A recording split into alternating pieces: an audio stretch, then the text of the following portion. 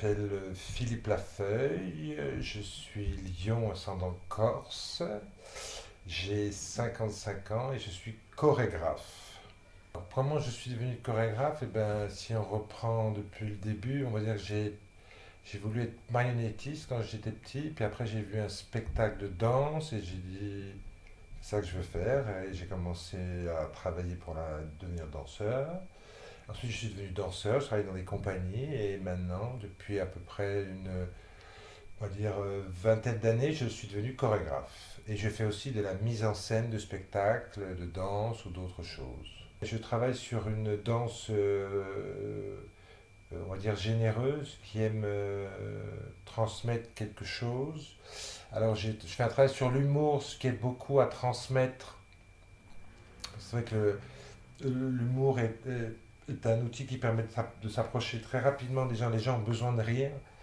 Et voilà, et moi j'ai cette particularité de mélanger la danse et le rire, qui est une chose un peu rare dans le milieu de la danse. Et aussi j'aime les costumes, les choses très visuelles.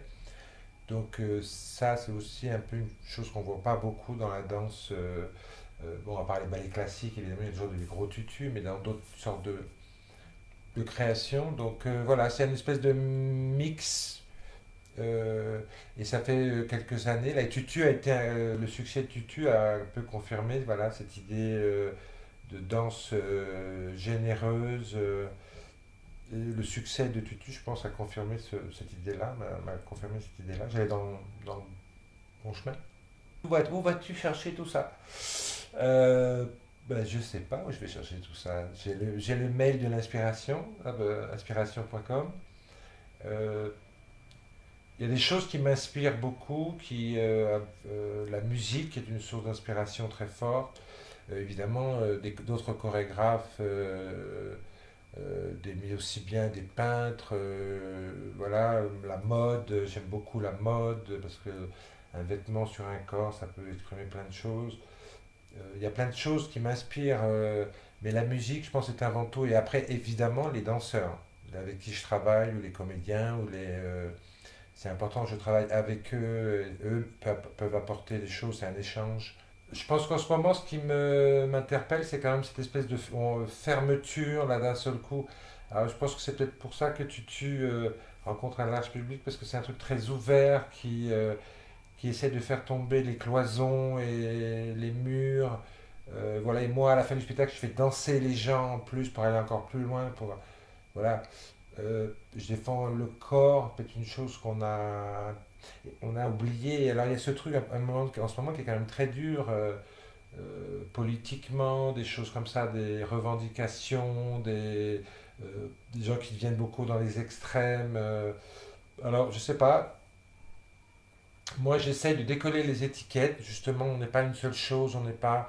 voilà, je propose le vivre ensemble et la créativité. Je pense que c'est des données importantes. Et je pense que par le corps, on peut résoudre pas mal de choses. Voilà, le corps au pouvoir. Votez pour moi. Je veux dire un truc très banal. Je dirais, il faut jamais arrêter de croire en ses rêves, même si le réel renvoie que des choses, des difficultés, des je sais pas. Je pense que bah, moi, comme un artiste, je pense qu'il faut aller plus loin. Même si le réel, des fois, nous empêche de rêver, parce qu'on est quand même conscient de ce qui se passe. Des fois, il y a des gens qui, parce qu'on est des artistes, ah oui, mais vous, les artistes, vous êtes dans les nuages. Non, non, moi j'ai les pieds sur terre aussi. J'ai peut-être la tête dans les nuages, mais j'ai les pieds sur terre. Et j'entends, et puis en plus, je travaille beaucoup avec les enfants, les tout petits, les adultes. Je fais aussi un travail d'action culturelle qui me laisse un pied dans le réel, et je pense que c'est important d'être vigilant toujours, et- mais de toujours croire en ses rêves, oui, et de toujours travailler. Je pense qu'il y a, voilà, de plus en plus, ça devient de plus en plus difficile pour tout le monde d'ailleurs, et je pense que le travail est toujours, je pense que si on fait un acte positif, c'est toujours à un moment ou à un autre récompensé. Il y a toujours un retour des choses. C'est bien d'avoir peur. Il faut avoir peur. Faut garder ses peurs. On en parlait la dernière fois. Je travaillais avec des enfants là. Et les enfants avaient peur et on a travaillé là-dessus. C'est intéressant. Il faut pas avoir trop peur, parce que les gens ont un peu trop peur de l'autre, de machin. Et avec la peur, on fait plus rien, on est tétanisé. Tout petits, ils n'ont pas de filtre, c'est incroyable. Ils disent les choses sans réfléchir et sans. Et des fois, ils tapent dans le mille comme ça, alors qu'ils ont rien, ils sont tout petits. Mais moi, j'ai plein d'anecdotes avec. Ils disent des choses même magnifiques. Après, ça se complique quand ils grandissent.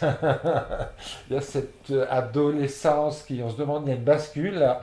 La dernière fois, justement, je réfléchissais à pourquoi il y a cette bascule, pourquoi d'un seul coup les ados deviennent voilà, deviennent. C'est super intéressant. Bah, c'est cette emprise avec ce que je parle du. Voilà, c'est pas une emprise, c'est pas le bon mot. Euh, c'est garder un pied dans le réel, voir les enfants. Moi, j'ai toujours ce côté pédagogique. J'aime beaucoup transmettre. Voilà, transmettre le plaisir du corps, transmettre le mouvement, transmettre le rythme, l'imaginaire, voilà. Et alors évidemment avec des enfants c'est génial parce que leur imaginaire, eux, ils sont... Après, il ne faut pas oublier qu'il y a les structures, il y a les écoles, et ça après ça complique toujours un peu le travail. Mais les enfants... après, chacun, moi je travaille aussi avec des travailleurs sociaux, j'ai travaillé avec des... J'ai fait danser des banquiers, j'ai fait danser plein de gens différents. Ils retrouvent toujours quelque chose, d'un seul coup. Ils se rendent compte qu'ils ont oublié le corps, ils sont entrés dans des codes sociaux, dans des codes sociétaux, et que le corps permet un peu de lâcher cette pression. J'aurais tellement de gens à remercier. Ben, si on commence par moi, les gens avec qui je travaille, mes danseurs de l'équipe Tutu, mais les gens qui travaillent à la prod avec moi, parce que un spectacle, ça se fait pas tout seul. Il y a une équipe derrière. Voilà, les techniciens qui travaillent sur Tutu. Ensuite, il y a la personne qui fait les lumières de Bénigne Mabilo. Il y a Corinne Petitpierre qui a fait les costumes, avec qui je travaille depuis de longues années. Voilà. Je vais sûrement en oublier parce que ça fait beaucoup de monde. Euh, ben, c'est important, les gens avec qui je travaille, ça appuie beaucoup de choses. Et ça permet de pouvoir faire d'autres choses aussi, ça c'est super. Euh, et puis après, je remercie le public surtout, parce que voilà, qui depuis, par exemple là maintenant, ça fait 5 ans qu'on tourne Tutu, qui est toujours présent et de plus en plus. Ça c'est hallucinant, on va bientôt faire 500 représentations de Tutu, c'est énorme. Voilà, d'être venu, d'appuyer comme ils le font partout sur les réseaux sociaux, je reçois des super messages. Voilà, et puis merci mes amis aussi qui me supportent. Et puis merci, ben, je dirais merci, ça va faire nul, mais je m'en fous, merci la vie, parce que je suis ravi de faire ce métier que j'aime. Et puis ça fait maintenant 40 ans que je suis dans la danse. Et que voilà, c'est un projet qui grossit à chaque fois, il peut s'arrêter, parce qu'en ça va peut-être exploser, ça va être une bulle immobilière. C'était faux! Et en fait, voilà, donc ben, merci beaucoup.